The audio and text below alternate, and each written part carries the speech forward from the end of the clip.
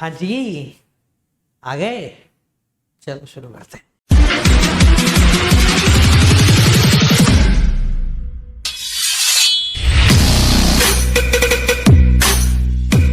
Hi guys, welcome back to another video of Economics on your Tips। वालों को आज बात करने वाले फॉरेन सेक्टर ऑफ इंडिपेंडेंस। पिछली क्लास के अंदर हमने इंडस्ट्रियल देख लिया, उससे पहले एग्रीकल्चर देख लिया। आज बात करेंगे foreign sector at the eve of independence. और कमाल की बात क्या है पता है? इस टॉपिक के ऊपर है ना पूरा चैप्टर फैला हुआ एक दो किताबों में। अपन ऐसा नहीं करेंगे, 2 पॉइंट के अंदर चैप्टर को पढ़ के निपटाएंगे। पकड़ में इतना लंबा नहीं खींचना है अपने को इस चैप्टर को, ठीक है जी। तो चलिए बाल को शुरू करते हैं हमारी आज की कक्षा को foreign sector at the eve of independence. और साथ साथ में डेमोग्राफिक कंडीशंस के बारे में बात कर लेंगे। एक ही वीडियो के अंदर दोनों निपटा देंगे। तो चलिए शुरू करते हैं। फॉरेन ट्रेड, देश विदेश के साथ व्यापार। जब हम आजाद हुए तो हम पहले आजादी से पहले 1957 तक हम लोग बहुत बढ़िया व्यापार कर रहे थे, पर अंग्रेजों को यह बात पची नहीं और हाजमोला उनको मिली नहीं। ये बात पची नहीं, हाजमोला मिली नहीं, तो उन्होंने फॉरेन ट्रेड को लेकर बहुत बड़ी गड़बड़ भारत के लोगों के साथ की और हमारे व्यापार को एक तरीके से पूरा तोड़ दिया। तो एंशियंट पीरियड से भारत जो था वो व्यापार के लिए बहुत बढ़िया था, क्योंकि हमारे यहां विविधता थी, ठीक है। हम बहुत ज्यादा प्रसिद्ध थे, exporter of finish goods like silk, fine cotton, textile, Ivory work, handicraft, precious stones etcetera, हम सबके लिए बहुत ज्यादा प्रसिद्ध थे।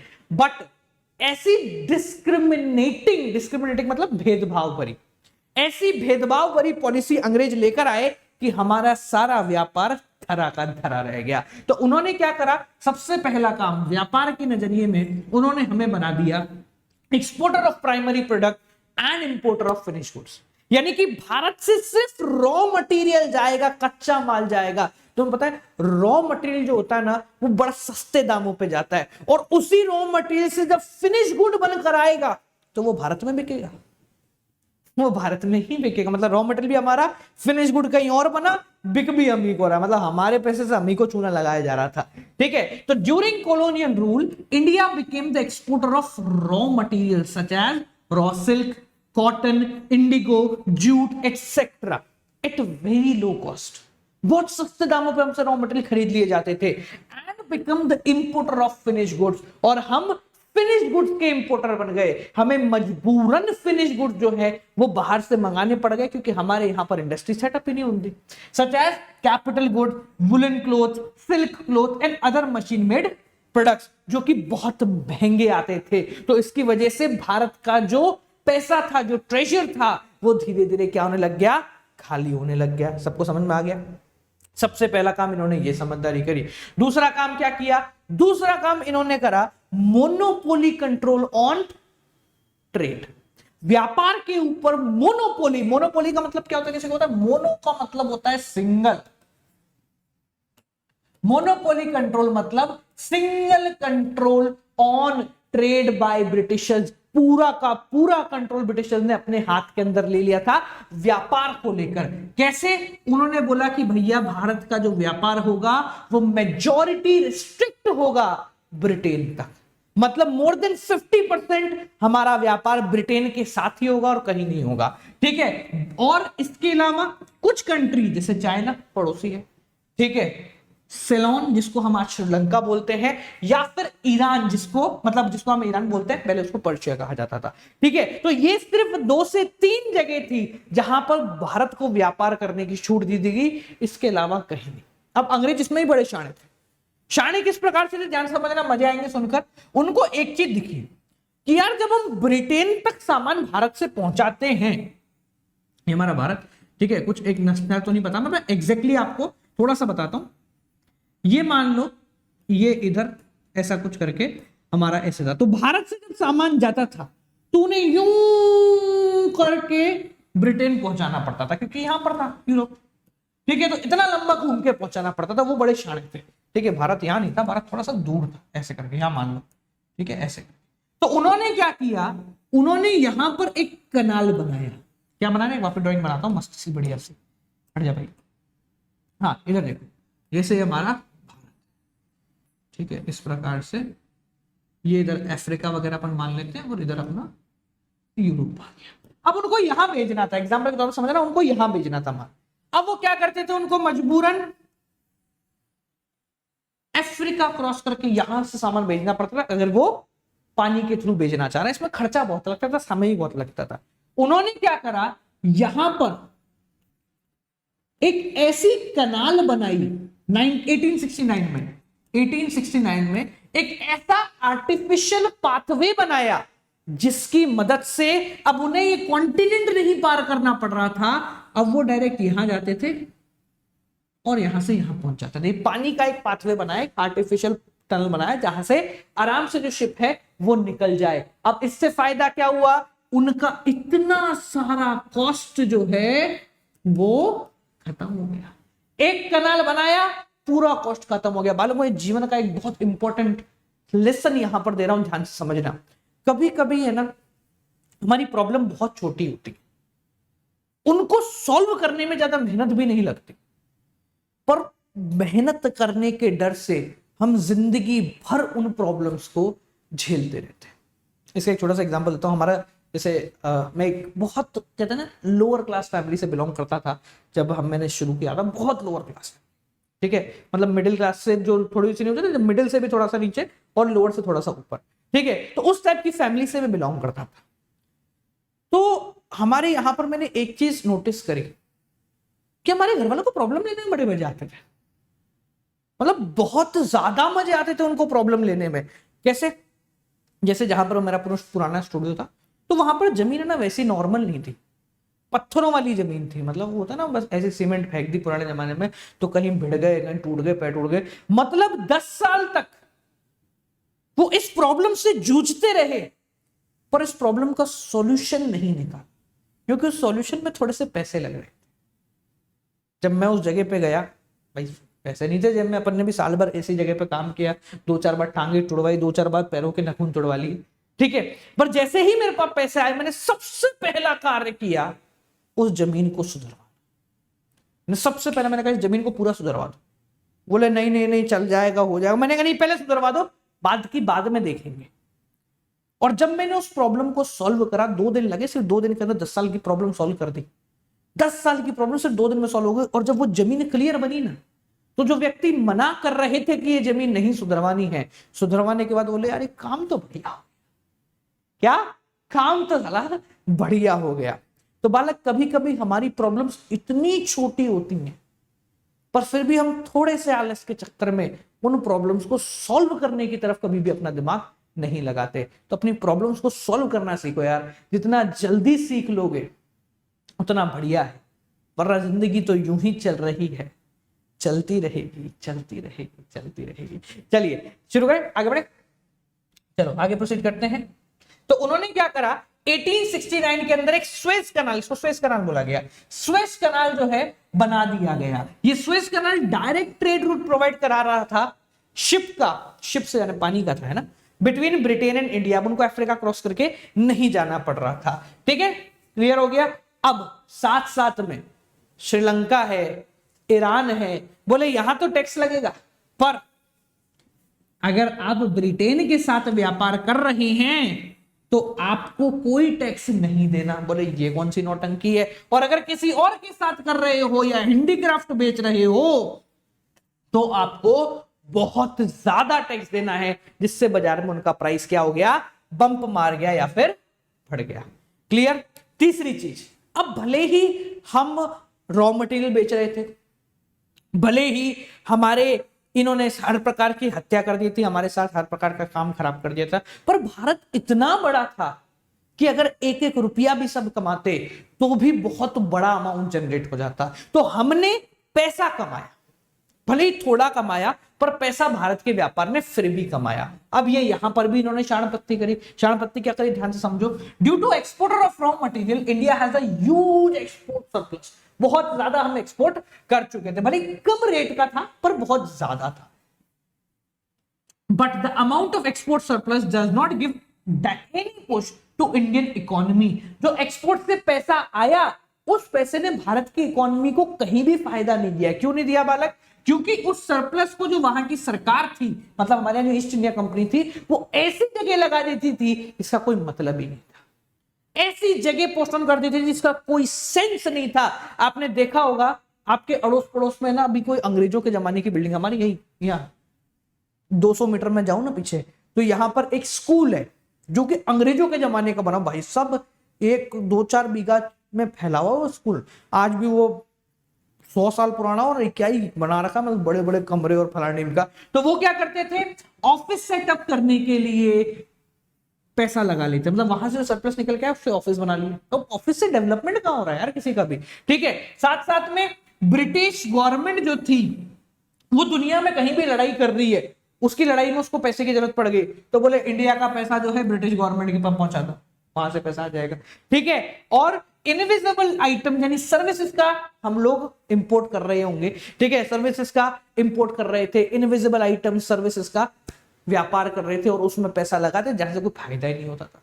मतलब हमारे लिए इन्होंने वो फोन कॉल ना, पहले पहले टेलीग्राफ चलता था, आजकल टेलीग्राम चलता, पहले टेलीग्राफ चलता था, टेलीग्राफ लॉन्च करा भारत के अंदर कम्युनिकेशन वाला, टेलीग्राफ से काम हो रहा है, पर वो इतना महंगा कर दिया कि कॉमन पीपल इस्तेमाल ही नहीं कर पाए, ठीक है। तो इस तरीके से उन्होंने व्यापार को लेकर हमारी कमर जो है ना वो पूरी तरीके से तोड़ दी, क्योंकि देखो दुनिया में एक व्यापार ही है जिसके दम पर आप राज कर सकते, समझ में आ गया, क्लियर। अब इस चीज से 3 पॉइंटों के लिए हमारा नया चैप्टर बनाया गया है, ठीक है। तो जिस किताब के अंदर ऐसे पूरे पूरे चैप्टर ना, दिमाग नहीं लगाना है।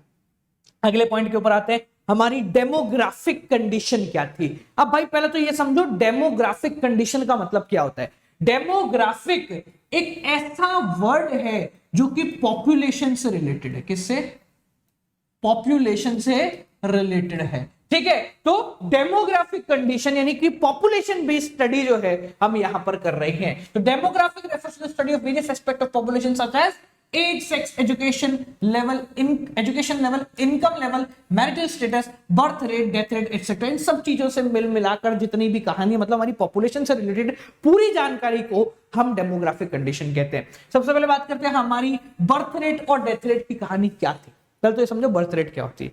बर्थ रेट का मतलब होता है कि हमने 1000 कपल को एक कमरे में डाल दिया, तो अगले साल कितने मिलेंगे। उस समय बड़े तेज हो रहे हो, ठीक है, बहुत तेजी से बर्थ रेट जो है भारत के अंदर बढ़ रही थी। तो बहुत तेज बर्थ रेट जो है वो हमारे यहाँ पर बूस्ट हो रही थी, एकदम से मतलब पैदा हो रहे थे बच्चे, बहुत सारे फटाफट पैदा हो रहे थे, ठीक है। मतलब 48 थी हमारी बर्थ रेट, यानी कि 1000 लोगों पे 48 बच्चे पैदा हो रहे थे। अब सोचो कितनी पॉपुलेशन है, तो हर 1000 पर 48, मतलब क्या ही बढ़ रहे होंगे। बट ऐसा नहीं था कि बढ़ रहे थे, प्रॉब्लम ये थी कि हमारे यहाँ डेथ रेट भी ज्यादा थी। मतलब एक कमरे में 1000 लोगों को बढ़ दिया, तो अगले साल जब हम जाएंगे तो 40 लोग वहां पर मर चुके होंगे, ठीक है। तो ये क्या है, हमारी बर्थ रेट भी ज्यादा थी और डेथ रेट भी ज्यादा थी, ठीक है। तो इसको हम कहते हैं first phase of demographic transition. क्या बोलते हैं, first phase of demographic condition. जैसे होता है ना, बच्चा पैदा हुआ तो पहले घुटने के बल चलेगा, फिर चलना सीखेगा, फिर दौड़ना सीखेगा, फिर उड़ना, मतलब फिर कुछ करना सीखेगा, ठीक है। तो ऐसे ही जब भी इकोनॉमी होती है ना, उसके भी स्टेजेस होते हैं। तो पहला stage first phase of demographic transition, second stage of demographic condition, और फिर आता है थर्ड स्टेज। पहला स्टेज होता है बर्थ रेट जब बहुत ज्यादा हाई हो और डेथ रेट भी बहुत ज्यादा हाई हो, इसको हम कहते हैं first stage of demographic transition, ठीक है। इसमें इकोनॉमी स्टेगनेंट होती है, मतलब रुकी हुई होती है। रुकी हुई क्यों होती है, सोचो एक साल में 48 बच्चे पैदा हुए और 40 बूढ़े पड़ गए, मतलब जिन व्यक्तियों को तुमने सिखाया वो तो मर गए, जिन व्यक्तियों को तुम सिखा रहे हो वो तो जल्दी मर रहे हैं। डेथ रेट ज्यादा होने का मतलब क्या है, लोग जवानी में निपट रहे हैं। तो जो लोग इकोनॉमी से बहुत कुछ सीखते हुए जा रहे हैं, जब मौका आया कि वो कमाए तो वो मर जाते थे। तो वो इकोनॉमी स्टेगनेंट कहलाती है। ये क्यों होता है, क्योंकि हेल्थ केयर फैसिलिटी अच्छी नहीं है, पॉपुलेशन कंट्रोल के बारे में एजुकेशन नहीं दे रखी है, ठीक है। Second phase of demographic transition होता है जब आपकी बर्थ रेट ज्यादा हो और डेथ रेट कम हो। मतलब एजुकेशन, मतलब ठीक है बर्थ रेट ज्यादा है तो ठीक है, और डेथ रेट जो है, सॉरी डेथ रेट क्या हो, डेथ रेट आपकी कम हो। कम होने का मतलब क्या है, लोग मर कम रहे, यानी कि आपकी हेल्थ केयर फैसिलिटी जो है पहले से बेहतर हो गई। और थर्ड होती है, ये होती है थोड़ी ठीक ठाक इकोनॉमी, डेवलपिंग इकोनॉमी, ठीक है। बर्थ रेट भी कम हो और डेथ रेट भी कम हो, यहां पर स्टेबल पॉपुलेशन आ जाती है कि भैया जितनी पॉपुलेशन है उतनी की उतनी, ज्यादा बढ़ नहीं रही है। 4 लोग मर रहे हैं तो 4 लोग पैदा हो रहे हैं, दैट्स इट, ठीक है, हम जो थे वो अंग्रेजों के समय में first phase of demographic transition के अंदर थे, बट 1921 के अंदर 1921 एक ऐसा साल था जिसको हम ईयर ऑफ ग्रेट डिवाइड कहते हैं, क्योंकि इस साल के अंदर हम पहले फेज से जंप करके दूसरे फेज ऑफ डेमोग्राफिक ट्रांजिशन के अंदर आ गए। अब आप पूछो सर क्यों आ गए थे? इसलिए आ गए थे क्योंकि हमारी हेल्थ केयर फैसिलिटी जो थी वो धीरे धीरे बढ़ने लगी थी। अंग्रेजों को भी एक बात समझ में है, क्योंकि अब अंग्रेज 150 साल से हमारे यहाँ राज कर रहे थे, 150 पौने 200 साल हो गए थे उनको राज करते। उनको एक बात समझ के आई कि जब वो भारत के बच्चों को पढ़ाते थे थोड़ा बहुत भी, उनको पुलिस की नौकरी में भर्ती करवाते थे या उनको खेती करने के लिए तैयार करवाते थे, वो खेती करते ही निबट जाता था, तो बोले उससे रिटर्न नहीं आ रहा था। तो इसलिए अंग्रेजों ने हेल्थ केयर फैसिलिटी के ऊपर थोड़ा सा दिमाग लगाना शुरू करा, और 1921 year of great divide, MCQ question 1 number 100% आएगा, ठीक है, कि अंदर हम लोग second phase of demographic transition के अंदर एंटर कर गए, जहां पर हमारी बर्थ रेट तो ज्यादा थी, फालतू आदमी कुछ किया कर, बर्थ रेट बढ़ाया कर, पर डेथ रेट जो है वो कम हो गई। क्लियर हो गया बालक? आगे समझो भाई, तू गायब होने का क्या लेगा? गुड, समझदार हो गए सारे। इधर है क्या बीबी? अरे क्या बात है, टैलेंटेड आदमी। हाँ जी, नेक्स्ट हम बात कर रहे हैं हमारी लिटरेसी रेट। लिटरेसी रेट का मतलब होता है साक्षरता दर। अब इसका मतलब क्या है, ध्यान से समझना। लिटरेसी रेट का मतलब क्या होता है? एक व्यक्ति जिसकी उम्र 7 साल है या उससे ज्यादा है और वो किसी एक भाषा को पढ़, लिख और समझ सकता हो, ठीक है, पढ़ लिख और समझ सकता हो। ऐसे MAG है ना, मैं समझ, मेरी समझ कहां चली गई? पढ़ लिख और समझ सकता हो, वो लिटरेट करता है। मतलब एक 7 साल से बड़ा व्यक्ति है, वो हिंदी में अपना नाम लिख भी सकता है, उसको पढ़ भी सकता है और पहचान भी सकता है कि हाँ भाई ये मेरा नाम लिखा हुआ है, ठीक है, तो उसको हम कहते हैं साक्षर, यानी कि पढ़ा लिखा। पर अंग्रेजों के समय में साक्षरता दर बहुत गिरी हुई थी, बहुत ज्यादा कम थी। अगर हम बात करते तो हमारी ओवरऑल लिटरेसी रेट 16% थी। मतलब एक कमरे में अगर आपने इन टोटल 100 लोगों को भर दिया, 50 पुरुष 50 महिला, तो उनमें से सिर्फ 16 बंदे ऐसे निकल कर आएंगे जो कि किसी भी एक भाषा को पढ़ लिख और समझ सकते थे। अगर हम लिटरेसी रेट और फीमेल की बात करें तो अगर एक कमरे में 100 महिलाओं को आपने भर दिया है तो उनमें से सिर्फ 7 महिलाएं, 7 में ज्यादा बोल 6 महिलाएं, 6 to 7% of women are literate only. Only 6 to 7% women are literate at the time of independence। तो यहां पर हमारे यहां पर लिटरेसी रेट बहुत ज्यादा कम थी, पढ़ाई लिखाई का कॉन्सेप्ट था ही नहीं, किसी भी एक भाषा के ऊपर पकड़ तक नहीं थी लोगों की, ठीक है। अगला, इसी वजह से तो लोग फायदा उठाते थे, अंग्रेज क्यों फायदा उठाते? कागज पे साइन करवा लेते थे। अब उनको पढ़ना ही नहीं आता कागज में क्या लिखा हुआ, तो कैसे काम चलेगा। नेक्स्ट, इन्फेंट मोर्टेलिटी रेट बहुत ज्यादा थी। इन्फेंट का मतलब क्या होता है? नवजात, जो अभी भी पैदा हुआ। मोर्टेलिटी का मतलब निबट जाना। तो इन्फेंट मोर्टेलिटी रेट का मतलब क्या होता है कि जब बच्चा 1 साल की उम्र से कम में मर जाए, मतलब पैदा हो गया पर 1 साल का होने से पहले अगर वो मर जाता है तो उसको बोलते हैं इन्फेंट मोर्टेलिटी रेट के अंदर काउंट किया जाता है। तो भारत के अंदर infant mortality rate 1921 year of great divide से पहले करीब 218 थी। मतलब जो 1000 बच्चे पैदा होते थे उनमें से भी 218 बच्चे 1 साल का होने से पहले मर जाते थे due to bad health care facility. टीकाकरण उनका नहीं होता था, गंदी जगह पर रहते थे, साफ सफाई नहीं थी, इसलिए उनकी डेथ हो जाती थी। Clear? Last, poor health facility. हमारी जो हेल्थ फैसिलिटी वो बहुत ज्यादा पुअर थी और इसी की वजह से हमारे यहाँ एयरबॉर्न डिजीजेस होने लग गई, वाटरबॉर्न डिजीज जो है होने लगी, पानी से होने वाला, क्या कहते हैं, गरीब पानी से होने वाली बीमारियां होने लग गई, ठीक है, और हवा से होने वाली बीमारी जो है लग गई। तो चलेगा भाई, तेरी ज्यादा फायदा दे दिया मैंने, ठीक है। तो ये बेसिकली इसके अगला पॉइंट देखो, अगला पॉइंट है आपका लो लाइफ एक्सपेक्टेंसी। हमारी लाइफ एक्सपेक्टेंसी बहुत, लाइफ एक्सपेक्टेंसी का मतलब क्या होता है कि एक व्यक्ति एवरेज कितना जिएगा, what is the average age of a particular person. तो हमारे यहां पर अगर मैं 1921 के बारे में बात करूं तो एवरेज एज थी 32 ईयर्स। जी हाँ, हमारे यहाँ एक व्यक्ति ऑन एन एवरेज 32 साल का होकर मर जाता था, जो कि बहुत खराब बात है। क्यों खराब बात है? क्योंकि 20 साल तक तो उसको ब्रॉट करने में लगे, 20 साल तो उसको बनाने में लग जाते हैं। एक बच्चे को 20, 22, 25 साल तक तो आप पढ़ाई ही करते हो, या 20, 22, 25 साल तक तो आप सीखते हो, उसके बाद आप कुछ करने लायक बनते हो। तो सोच के देखो, उसने 25 साल कुछ सीखा, फिर 7 साल ही आउटपुट दिया और फिर वो मर गया। तो यहां पर हमारी जो लाइफ एक्सपेक्टेंसी है वो बहुत ज्यादा कम थी, क्योंकि हेल्थ केयर फैसिलिटी खराब थी। अगर मैं आज की डेट की बात करूं, 68 to 69 ईयर जो है वो हमारी लाइफ एक्सपेक्टेंसी करीब 68 साल या 59 साल जो है एक व्यक्ति ऑन एवरेज भारत के अंदर जीता है। और अगर मैं आखिरी बात करूं तो हमारे यहां पर पॉवर्टी बहुत ज्यादा बढ़ चुकी थी। कॉलोनियल रूल के समय में हमारे यहां पर एक्सटेंसिव पॉवर्टी थी, पर capital consumption was very low, मतलब बहुत कम हमारे यहां पर पैसे हुआ करते थे। और वो उसके मेन रीजन क्या था? स्टैंडर्ड ऑफ लिविंग पुराना था। हम एग्रीकल्चर सेक्टर पे बेस्ड, एग्रीकल्चर सेक्टर पता है एक ऐसा सेक्टर है जो एम्प्लॉयमेंट तो बहुत खाता है पर कमा के नहीं देता है। बहुत कम एग्रीकल्चर सेक्टर कमा के देता है, और इस वजह से हमारे यहां पर पॉवर्टी जो थी वो बहुत ज्यादा हो गई थी। हमारी जो स्टैंडर्ड ऑफ लिविंग है वो बहुत रद्दी हो चुका था, बहुत खराब हो चुका था। समझ में आ गया? तो ये हमारी डेमोग्राफिक कंडीशन हो रही थी जब हम आजादी की तरफ आगे बढ़ रहे थे। क्लियर हो गया बालकों? चलिए, तो ये हो गया आपका डेमोग्राफिक कंडीशन। कल की वीडियो के अंदर अपन ऑक्यूपेशनल स्ट्रक्चर के बारे में बात करेंगे और इंफ्रास्ट्रक्चर, इन दोनों के बारे में कल बात कर लेंगे। एंड फाइनली पॉजिटिव इंपैक्ट को देखते हुए हम इस चैप्टर को कंप्लीटली समाप्त कर लेंगे। बालकों, अगर अब तक आप लोग मेरे प्रीमियम बैच के अंदर एनरोल, कहां गया भाई, आ जा तू।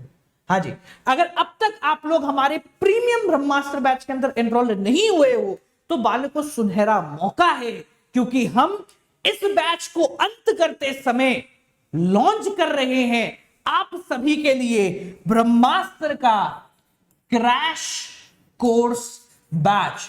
तो इस बैच को लॉन्च होने से पहले जो भी व्यक्ति ले रहा होगा उन सभी को जो रिमेनिंग टॉपिक्स ब्रह्मास्त्र प्रीमियम में है वो लाइव पढ़ाए जाएंगे।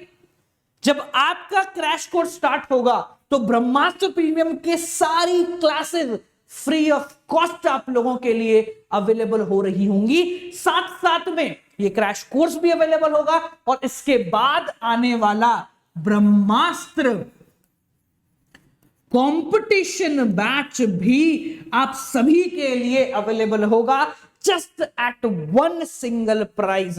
ठीक है, और जब आप क्रैश कोर्स के लिए एनरोल होंगे you need to apply the code Gaurav J. जैसे ही आप कोड लगाओगे आपको 10% ऑफ मिलेगा। साथ साथ में आप मेरी यानी कि इंडिया की सबसे बड़ी प्रीमियम नो डाउट आर्मी के हिस्सेदार बनोगे, जहां पर हमारा मकसद सिर्फ एक है कि ऐसे 8000 बच्चे हमें रेडी करने हैं जो कि जब बाजार में उतरेंगे तो आग लगा देंगे, क्योंकि हमारा और उन बच्चों का एक ही मोटिव है कि हमें बनना है ऑल इंडिया रैंकर। जी हां, इन 8000 स्टूडेंट्स को हम लेकर चल रहे हैं एक सपने को लेकर कि हम इन सभी को ऑल इंडिया यानी पैन इंडिया लेवल के ऊपर रैंकिंग्स दिला रहे होंगे।